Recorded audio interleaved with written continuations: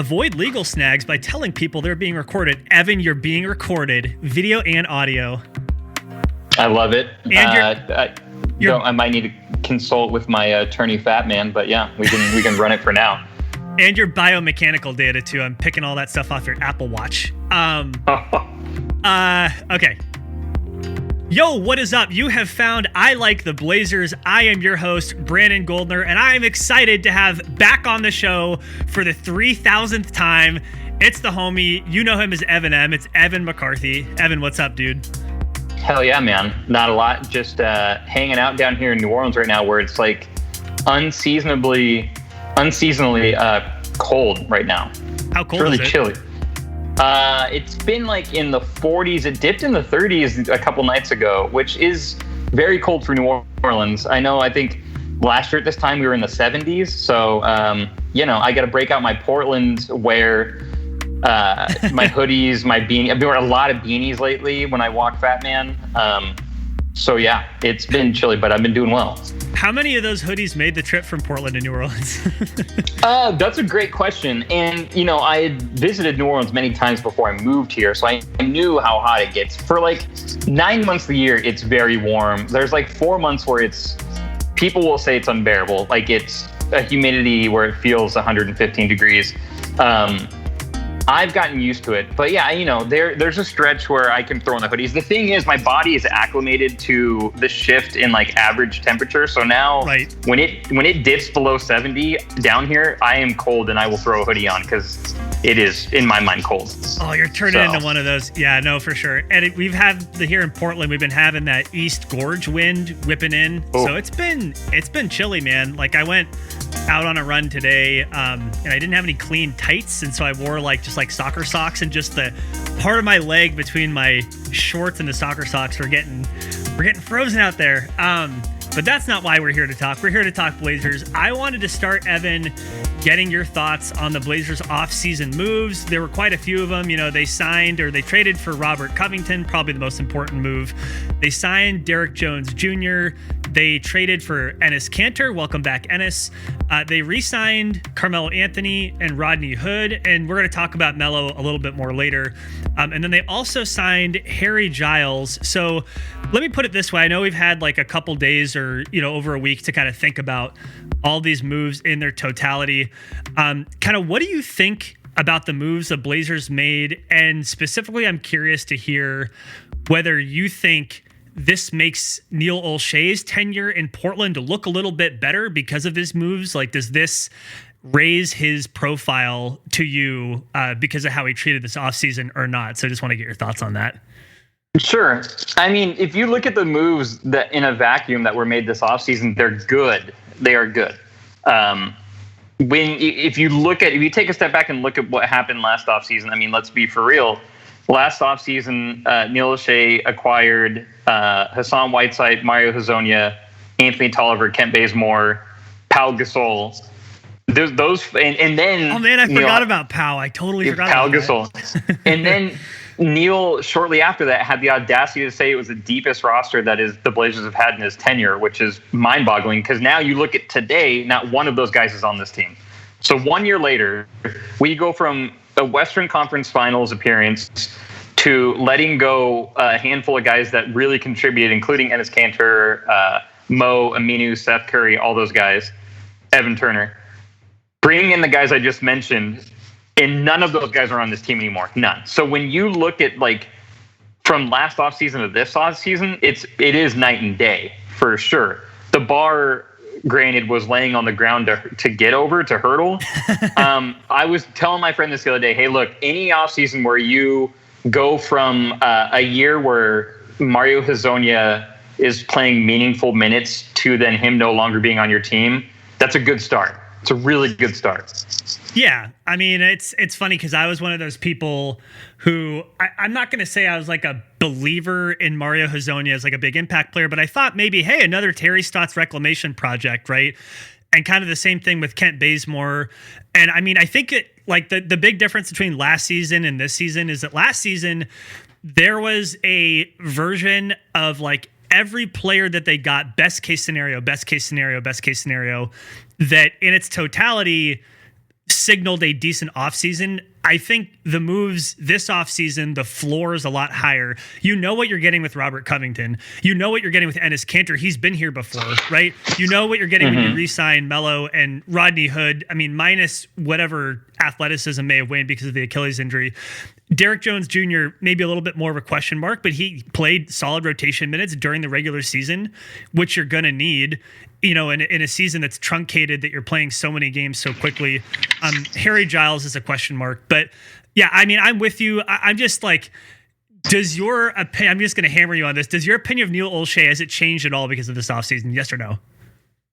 I mean, I'm happy with what he did, and I think he deserves credit. Do you love Neil Olshey now? Are you his best friend? No. Because look, here's the thing, and we talk about it all the time. You go back and look at the last 20 years in regards to teams that have won championships. There's been like one team that has won a championship with one All-Star, like the 2011 Mavericks. You need 2 All-Star level players to win a title. We have Damian Lillard, and that's it. So that still hasn't been addressed. But he's done. That being said, like he filled holes in our, especially our perimeter defense, which was terrible. So he helped out with that, with the acquisitions he made. And the other thing that I hate that we always talk about is let's hope that these guys are healthy, knock on wood. So no, I don't love Neil Olshey. I think he's done better. I think he's done better. I think that if there were other circumstances, a lot of people he wouldn't have a job here. Yeah. You know what I mean? I think that's true. I think he's gotten a pretty long leash. I mean, for me, I definitely think my view of him is more positive after this series of moves. I wasn't sure they were going to be able to do much of anything this offseason, and I think he's pulled multiple rabbits out of a pretty small hat. So I want to give him credit where it's due. And we will talk more about the Blazers' construction as it compares to the rest of the West. Not that we need to know every single team, with a photographic memory, but just I think it's going to come up again later. Again, this is a 72-game season we're talking about. Because of COVID, the games are so compressed. The schedule is so compressed. The teams that have depth, that's going to help them disproportionately more in this regular season than in most. I think because of that schedule, because you're going to see people are going to get sick, right? Like the vaccines that are being approved for COVID, they're not going to be available to people outside of the medical community and vulnerable populations for at least a couple months. I mean, and I wouldn't be surprised if NBA players were pretty far ahead of the line in getting those vaccines. And that's a debate for a different day. But my point is, I think depth will be important. And I think the Blazers, I think this is probably one of the deepest teams they've had in Damian Lillard's tenure. I don't know if you agree with that or not, but that's my opinion. I totally do. I mean, I think it's interesting because Dame has gone through many different iterations of rosters during his time. When he first was a rookie, that starting lineup of him, West, Nick, LaMarcus, and Lopez was one of the best starting lineups in the NBA before Wesley Matthews got hurt. For sure. Conversely, the bench was one of the worst benches in the NBA at that time. And then we went from that into blowing up that team. Neil putting together a roster that pretty much looked like we wanted to tank for to get a lottery pick. I remember ESPN had us that one year like projected to win in the low 20s, and we ended up not only making the playoffs, but I believe beating the Clippers in the first round with a team that no one thought was going to make the playoffs. And then since then, Neil trying to obviously the summer of 2016, where I think he was naive to think that he could convince anyone to come here. He freaked out, overpaid a few players, and now we're here. We're finally completely removed from 2016. There's really, I don't think there's anything on this roster to show for 2016 anymore. I guess we have some stretch contracts still on the books, I think. Well, ironically, whoever Ariza, because Ariza was part of a trade that was.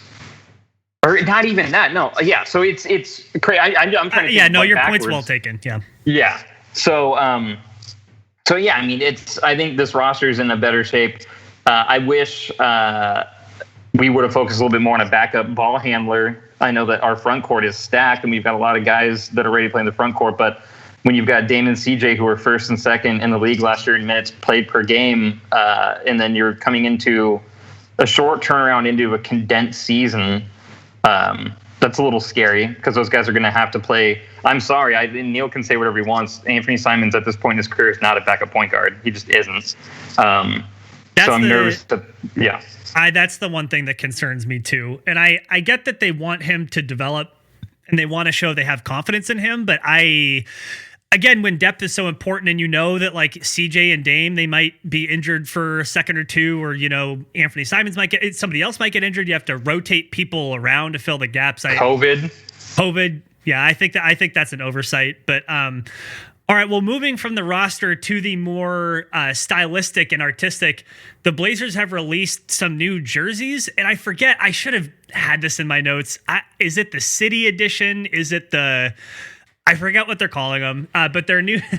They're new jerseys, and they're a departure from anything the Blazers have had before.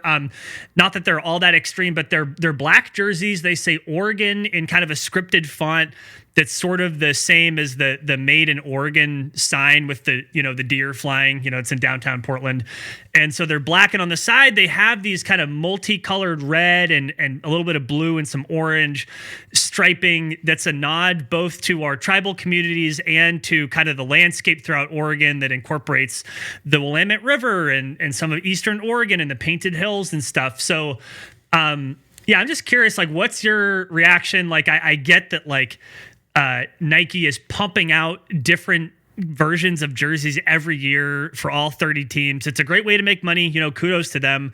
But yeah, I mean, any thoughts on these new jerseys? Are you going to cop one, I guess, is really the real question. Yeah. So no, I have kind of two takes on this. And it's funny because how this always works, especially in the Twitter world, and especially when we all should be quarantining or hanging out in our house more because of given the time we're in, is that everything that's posted on Twitter's got to be a quick hot take debate, which is funny. And I'm guilty of this more than anyone. So my feelings on the jerseys are, I don't like them. I will not be buying one.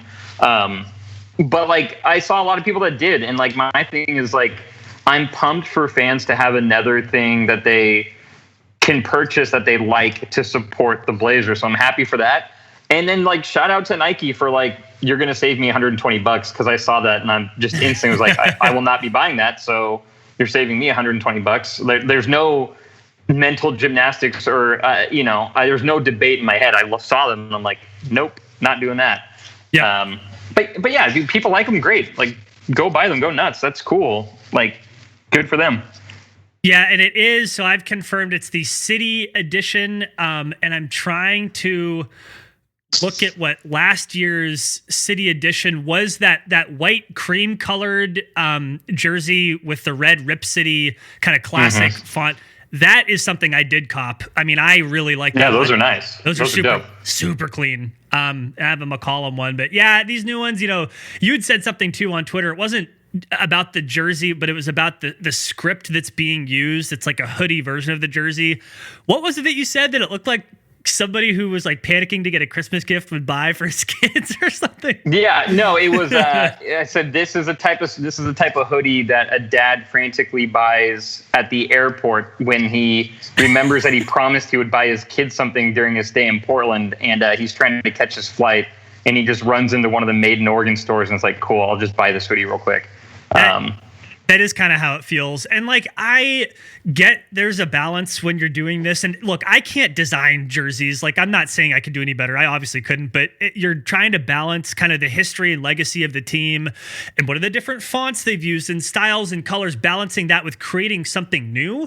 And so I appreciate, look, that they've never had like using these kind of reds and oranges, and they've never done that before. And I think kudos to them for trying. Frankly, I really like the contrast of bright colors against black. I think works really, really well.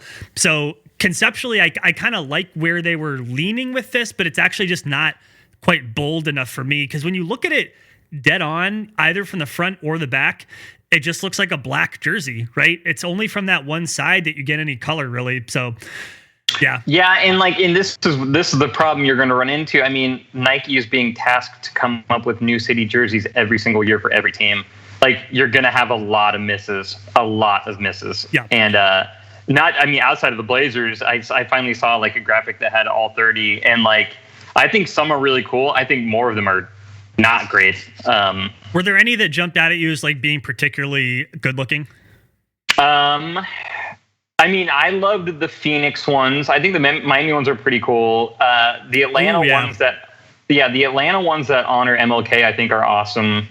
The Spurs, because they brought back the Fiesta colors, the pink, the bright pink, the green, and the teal and the orange, I think, are fantastic. And that was something they had on their warm-ups in the early 90s, right? And I think they've also now put that on their court for this year. I think it's on the perimeter of their court too, which is really neat. The one that bugs me the most is Golden State. They're leaving the city of Oakland because they built a new arena in the Bay in San Francisco. And I think the team was suing the city of Oakland so they didn't have to pay like back arena taxes. But then they're like, but don't worry, we're going to pay homage to you guys by putting Oakland and doing the We Believe Warriors font on our jerseys. Like, talk about a slap. And I have friends in Oakland. My buddy Ben, who is on Twitter, he's from Oakland, then moved up to Portland for a little bit, but now back in Oakland. And I asked him, he's like, it's a total betrayal. Like, this is insane. Yeah, I actually appreciated someone took that mock-up and replaced the Oakland with the word gentrify, which I think sums it up pretty nicely. Yeah, I think it's really sad when it's like the team wants to continue profiting and making money off of something where they have not treated that city particularly well. And they're taking all of that potential investment and all that revenue and taking it into San Francisco. I'm with you on that. All right, well, let's zoom out and let's look at the Blazers in the context of the rest of the Western Conference. There have been, now that the season is about getting ready to go, there have been plenty of predictions and plenty of news outlets coming up with their thoughts on where the Eastern and Western conferences will shake out. I want to point out a couple of those predictions, one from ESPN and one from CBS. I'll start with the CBS one. Has the Blazers finishing in 6th in the West behind the Lakers and Clippers, and also behind the Nuggets, Mavericks, and Jazz. CBS also has the Blazers winning 40 and a half games. Again, this is in a 72-game season, so that 40.5 games would be a 46-game equivalent in a normal 82-game season. So that's CBS has it having the Blazers at 6th. ESPN, on the other hand, has the Blazers finishing out of the playoffs behind the Lakers and Clippers and Rockets and Jazz and Nuggets and Mavericks and Pelicans and Suns. And I just wanted to get your reaction. Again, that's what we're here. We're here for the reactions, right? Now, granted, this is from Kevin Pelton's calculus. It's kind of, running through the computer, all the strength of schedule and who's on the roster and all this stuff and trying to figure out who's playing how many minutes. And he did say that the gap between the 2nd seed and the 9th seed in this ESPN projection is only 3.5 games. So maybe leading with the Blazers are going to finish 9th according to ESPN isn't completely fair. But I'm just curious, do either of those sound right to you? Do you think the Blazers are going to finish about 6th? Do you think it's possible they could finish out of the playoffs? When you hear that, what are the thoughts running through your head on that? Yeah, for sure. And I saw when the ESPN posted that a lot of people on the internet responded. But remember, 9 is in the playoffs because we have the play-in game. So that's true. So 7, 8, 9, 10. And from what I understand, I remember last year in the bubble, you had to be within a certain amount of games in record-wise to play in that. But from what I understand, 7, 8, 9, 10, regardless of how far back you are, those play-in tournaments are happening, which is, I love it. I can't wait for it. A good point. But I think that the Lakers are clearly the favorite in the West. They should be clearly favored number 1. Yes. They won the championship last year and they got better. Their team is now better than they were. They should be in a tier by themselves in the Western Conference, in my view. I agree. And I think the Clippers are 2. It's the stuff that came out more recently is interesting. I still think they're number 2. I think 3, 4, 5, and 6, which are Denver, Utah, Portland, and Dallas. I think it's tough to definitively place those 4 between 3, 4, 5, 6, 3 and 7, I guess, right? 3, 4, 5, 6, 3 and 6. Between 3 and 6, I think that it's that chunk, that tier of teams. So I think the Blazers are going to finish between 3rd and 6th. I think I predicted the other day that they would be 42 and 30 and would be 4th in the West. I think outside of that, I'd like the Rockets. After trading Westbrook, I think the Rockets are going to trade Harden sooner than we think. So I don't think that they're going to be a factor at all. They're done. I don't. I'm in New Orleans, and granted, I know a few people down here, not a ton, but I still think people down here think that the playoffs are nowhere near guaranteed, and they're more looking to just help develop their young guys. Phoenix got better, obviously. The only 2 teams in the West really that aren't going to be trying to make the playoffs are Minnesota and Sacramento, it looks like. Because the Warriors, even though with Clay hurt, they're still going to be, in the bottom half of the playoffs, presumably. So, I think 3 to 6, I think, is about accurate. I will just say I'm a little iffy on the Clippers. I mean, especially these stories coming out about their chemistry and how Kawhi Leonard could dictate whether or not practices happened, and they would hold up the team playing if he was late. I'm not so sure. Like, I don't mean to take that second round series where they blew a 3-1 lead against the Nuggets. And by the way, in that game where they were up 3-1, they were up by like 20 points at the end of the third. So, I mean, they really blew it. I think that there is something about that team, about how it's constructed, the personality of Kawhi Leonard, the personality of Paul George, who, by the way, just threw Doc Rivers under the bus, basically blaming his poor play on him not being utilized correctly and not, getting enough pick and rolls, except for he had more pick and roll opportunities this year than at any year in his career. So I guess my point is, like, the Clippers are really, really talented. I think that there's just something not quite right about that team, and I'm not sure if Ty Lue as their new coach is going to solve all of that. So, like, to me, like in CBS's ratings, they had the Lakers and Clippers separated by a half game. I don't see it that way. I see the Clippers as probably being near the top of a second tier in the Western Conference. So I have the Lakers kind of off by themselves on their own planet. Because like you said, they won the championship and they got better. And then I see like kind of a second tier that includes the Clippers, that includes the Blazers and the Nuggets, and the Jazz and the Mavericks. And then you kind of have like a third tier, and depending on what happens with the Rockets. But anyway, all this is just to say, like, I guess for me, I do see there's not a ton of room for error. Like, as good as you may think the Blazers are, they're only one, 20-game Damian Lillard absence away from not really having a way to win games during the regular season. Right. And this goes back to what we were talking about with them not having a backup point guard, because then you have CJ running the point.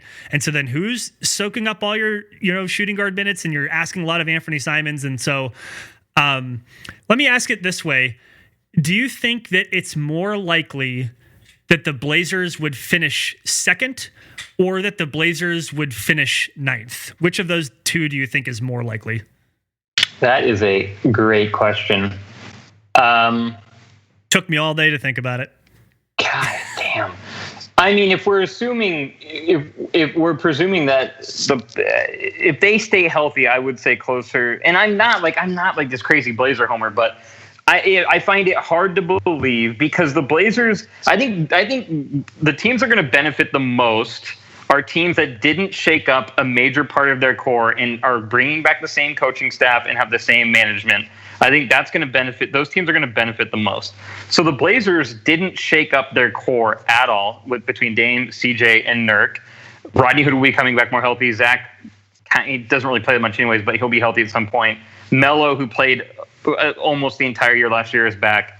I think if assuming healthy, I find it hard to believe that the Blazers would finish ninth. I think they'd be higher, like, up in the upper half versus the bottom half of the West in the playoff picture.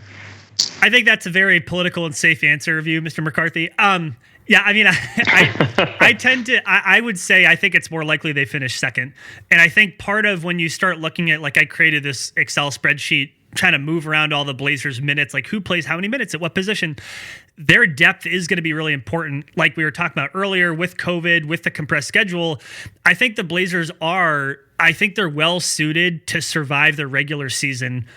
Whether or not that translates into playoff success is a different story. I think there are teams that have a better 7 or 8 person rotation than the Blazers do, but the Blazers can run like 11 deep with players who can actually play real minutes, right?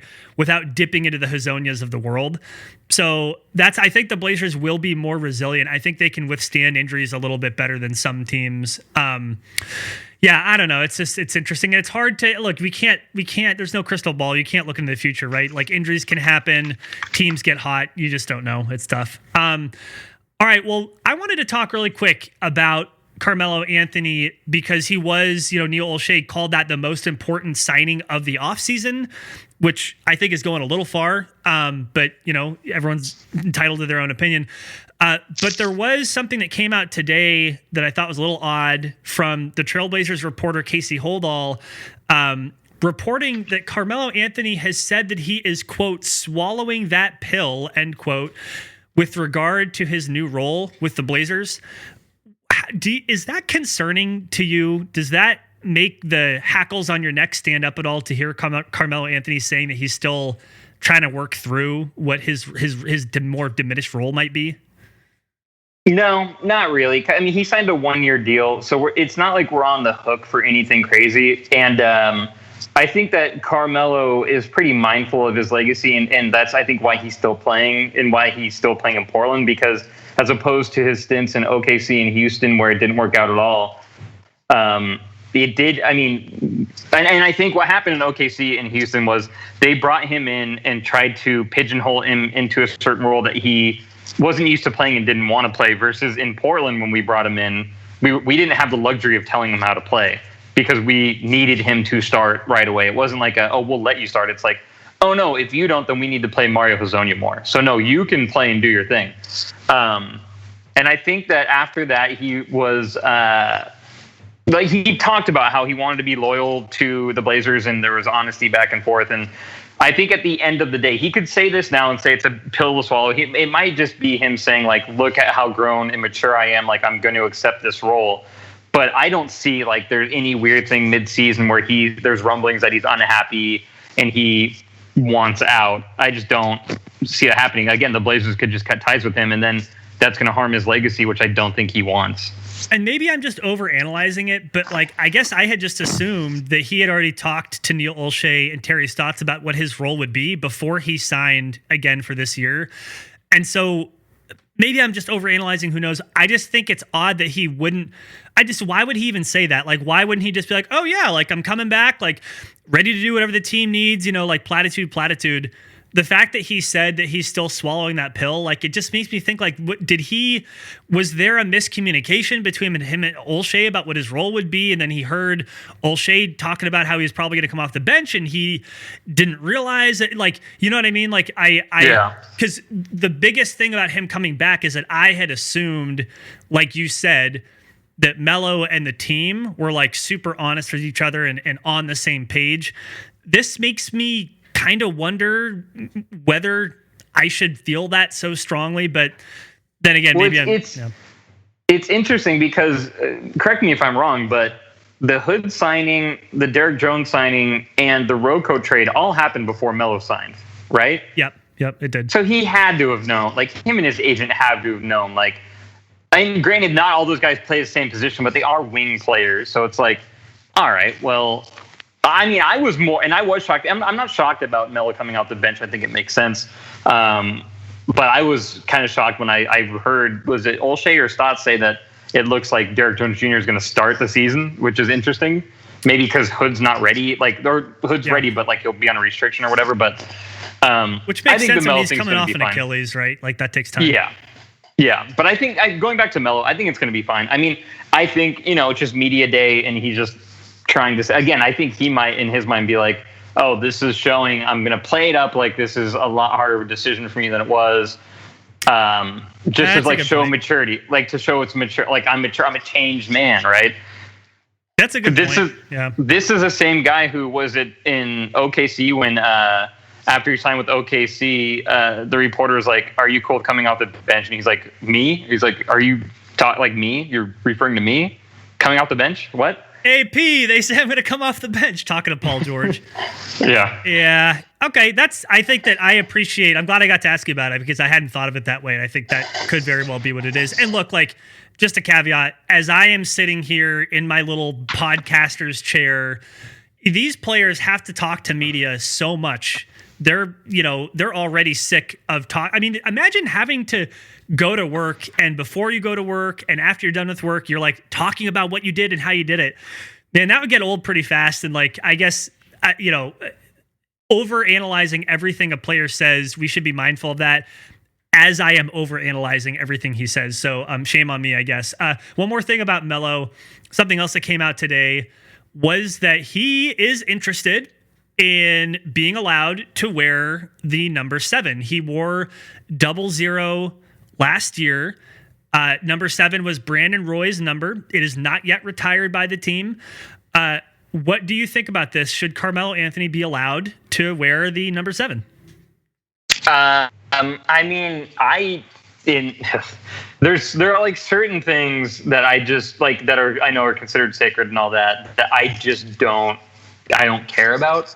And like jersey numbers retiring or people wearing, like, I just don't care. And for people who, and I believe that you're going to have the opposite take where you don't think you should wear 7. I think it should be pointed out that with the season starting in 2 weeks, and this happens all the time in sports where there's longer off seasons where guys want to change their number. There are a lot of Carmelo Anthony 00 jerseys in circulation. And I think it's one of those things in a lot of other sports cases where whoever the manufacturer is, whether it be Nike or whoever, like they'll be like, cool, you need to go personally and you have to buy up all the stock of the 00 jerseys. And that's after, if the Blazers were cool with that, right? I think there's many hurdles that would have to be cleared for that. I don't think that's possible that he could get the number 7 for this year. But to the original question, no, it does not. I don't care. It does not bother me. Oh, it's funny because you, again, just picking stuff off your Twitter, but you had tweeted a clip of 60 Minutes footage. I think this was a Pennsylvania Election Commission, a Republican who was talking about the claims of election fraud and how Pennsylvania ran their election. And he's basically saying, like, I don't know why it's a big deal. Like, it shouldn't be a big deal. And the host is like, and yet it is. And the guy's like, yeah, it is. Yeah, I think it's a big deal, man. Like, look, I know they haven't yet retired the number. I get that. First of all, I think they should retire it. Second of all, if there's ever been a number in this generation of Blazers players that, should be, if not formally retired, then like informally not really used, I think it's this one. Brandon Roy meant so much to this franchise. I know that he only had 3 years of like peak prime Brandon Roy. I get that.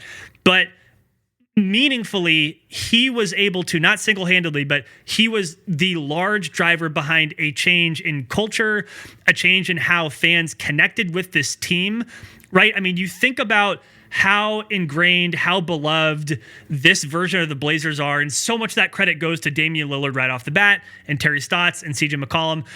But the groundwork for that, getting fans to warm back up to a team that they weren't as emotionally connected with, that started with Brandon Roy.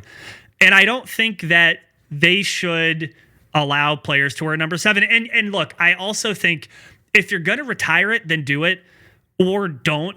I think it's kind of, I think they should, I normally don't say stuff like this. I think they should come on the record and they should say either we are going to retire it or we are not going to retire it, and it's open, because I don't know. I just think it's one of those things, man. So I don't know. I mean, would you have? I think one of the issues and I think Quick talked about it last year. Maybe someone talked about it. I think they want to retire it, but like Brandon Roy, like, is still kind of bummed out about what happened with his injury. And like, he doesn't have a lot of interest in coming down to Portland and hanging out. I think he's been to one game since he retired. But I do think that part of it is like they would love to retire it, but they don't know if he would be cool with coming down. I know last year that he was talking about coming down for something, but like he coaches high school basketball. Like he's a really successful high school basketball coach. And I remember that he in a podcast he was talking about like, yeah, I would maybe come down, but like I coach my guys, and if we have like a tournament or something, I won't be able to do it. So yeah, I think that they're bummed out that he is still. I don't think he's like anti-Portland. I think it's just for somehow it's still the wound is still fresh for him. Yeah, I totally understand that. His legacy is complicated and it's rough. I just don't think anyone should wear number 7. Okay. Last thing before we go, Evan, you are a really, really talented artist. And I think that anybody who, listens to this podcast or is on Twitter, like already knows that. The holidays are here. I think that there is an opportunity for people to get some dope art from you and either keep it for themselves or give it away as a gift. I wanted to ask you, I don't think I've ever actually asked you this. What, like, for example, like, and you have all sorts of stuff. You have sports related stuff. You have like pop culture stuff from movies and people like Robin Williams and Muhammad Ali and Michael Jordan. But like, I'm checking out this print of Donald Glover, which is just such a beautiful, beautiful print. Thank you. Yeah, no, you're welcome. It's like, it's hard to describe. It's a picture of him and it's in the background. It almost looks like an American flag, except for what would be the stars are like bullet holes and what would be the red stripes are actually outlines of guns. I would assume this is an homage to his song, This Is America. What is the process? How long does it take you to create stuff like this? And like, what kind of setup do you have to make all this happen? This, again, because it is beautiful. Thank you so much. Yeah. So like, just a quick background. I started doing stencil spray paint artwork like 8-9 years ago. I had a buddy back in Oregon City, where I'm from, which is just south of Portland, who did like stencil spray paint art, but he only did like half naked chicks in bikinis and guns with tattoos. And Yes. and what he did, and he was really good. It was really basic. It was like 2 or 3 color. He was dealing with 2 or 3 color paint. And I would talk to him about it, and it was really cool. And he wasn't really that into it. And then when I talked to him, what I understood was that, he would date these women and be like, hey, like I could do a painting of you. And then they would progress into him doing these paintings of them with stencil spray paint. And I was like, man, it's really cool. You should like branch out and do like sports or pop culture. And he just was not interested. He's like, nah, I don't care. So I asked him, I was like, hey, would it be cool with you if I tried doing this? Like, I don't want to like be a copycat, not like the naked women stuff, but like in general, the art form. Right. And he's like, yeah, go for it. So I started it. Very first painting, which I still have somewhere, is of Brandon Roy. And it's a terrible painting. It's really bad. So I started doing that, and then I progressed I got better and better, and then the Blazers saw one of my paintings of Dame, reached out to me, and I did a commission piece that's hanging in their corporate office. It's humongous, like 4 foot by 8 foot of Dame. That helped spark, when I was back in Portland, a ton of commission work. So I was doing commission work, and then for like 4 years straight, I was basically only doing commission work. So nothing I wanted to do. It was just take 3 months of working on a painting, 2 to 3 months of working on a painting outside of the hours of my normal 9 to 5. And then when one painting would wrap, I would start on the next one. When I moved to New Orleans, the commission game dried up because back in Portland, I had more of like a built-in base of people that knew my work, could see my work. But down here, it's people I don't know in New Orleans. It's a tough sell to be like, hey, do you want to commission me to do a painting for $1,000, $1,200 or whatever? Right. So, what happened was, and back in Portland, one of the biggest things that people would point out to me was people would come to me and say, hey, I love your artwork. Little too expensive. I wish I could pay you what you charge for a commission, but I just can't. But if you ever did poster prints of any of your designs, I could totally drop money for a poster print. So when I moved to New Orleans, I decided it was time to make an investment. So I bought a nice expensive printer. And now I'm printing my designs that I would normally do spray paint on my printer. And a lot of the ones that you're seeing on my site are actually ones that with every process, even with the stencil spray paint, it all starts on the computer for me digitally. And then I would do the stencils and spray paint after. But most of the ones you see on my site are designs that I've made over the years that no one's ever commissioned me to do, but they're just ones where I'm like, man, if I ever got the time, I would love to do this Lady Gaga piece or this Tupac piece.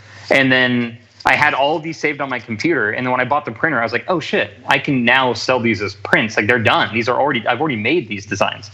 So, of the 30 or however that are up on my site, like 22 of them were already done. Like, I just had to like reformat them in the right size and all that and put them up on my website. So yeah, so now focusing a lot on selling prints. I want to get back into spray paint while I'm down here. I've got a really good setup down here to do it. And I have done painting since I've moved down here, but just not commission pieces. But yeah, so now on my website, evanem.com, evanem.com, people go there and check out an array of prints. And how, like, the thing that's dope about this is, like, you can pick different sizes, right? And so they can be, like, less than $20, or you can pay more if you want ones that are bigger.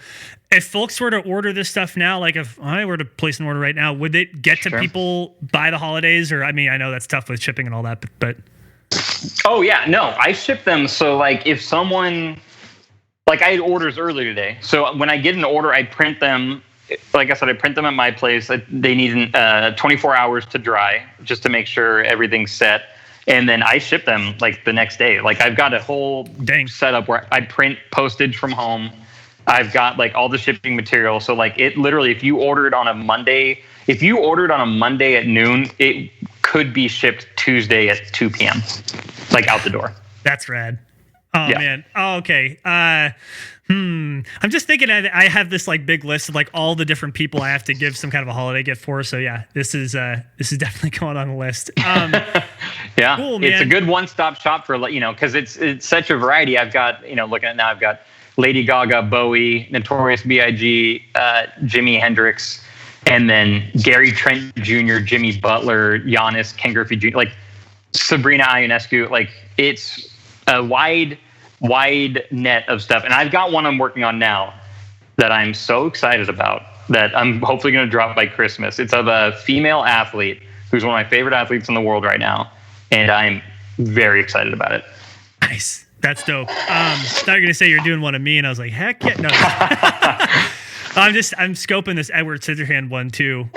Love that one. Yeah. Sick. That's another one that I did a long time ago. And I'm like, I was going through my computer drive, and I'm like, I forgot I did this. I can print this right now. That's rad. Oh, yeah. Man. All right. Well, I think that's probably it for now. If people wanted to loop with you on Twitter, or if they did want to pick up any of this dope art, how would they do that? Sure. So Twitter and Instagram are both the same. It's Evanem PDX, which is EVANEM PDX. And then the website is just evanem.com. Awesome. Cool. Evan, thank you. And I don't use Facebook because everyone, like, log off Facebook. Don't use Facebook. Please. Are you on Parler though, right? Oh yeah. Catch me on Parler. Oh my God. All right, man. Thank you. Thank you so much.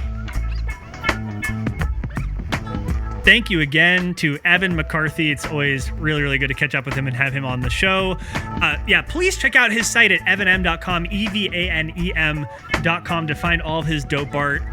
It's so fun just scrolling through it, and makes good gifts for people or get some stuff for yourself. It's going to do it for us. We'll probably be back again next week, especially as the season's getting closer, getting excited. I'm probably going to start doing some predictions game by game. We were going to get to the first game of the season. The Blazers are playing Utah in Portland, but we just didn't have time. I'm going to keep track of it to see how far off I am on these kind of game by game predictions. That should be fun. If you want to check us out some more, you can always go to ILiketheBlazers.com or check out I Like the Blazers on pretty much any podcatcher. It's on Spotify, Apple Podcasts, Google Music. I don't even know what they're calling it anymore. And you can also check us out at I Like the Blazers on Twitter or Facebook. I am Brandon Goldner. I'm at GoldnerPDX on Twitter. That is it. Thank you for joining us. Appreciate all of you. And until next time, go Blazers. And hope that your December is treating you well. Okay, bye.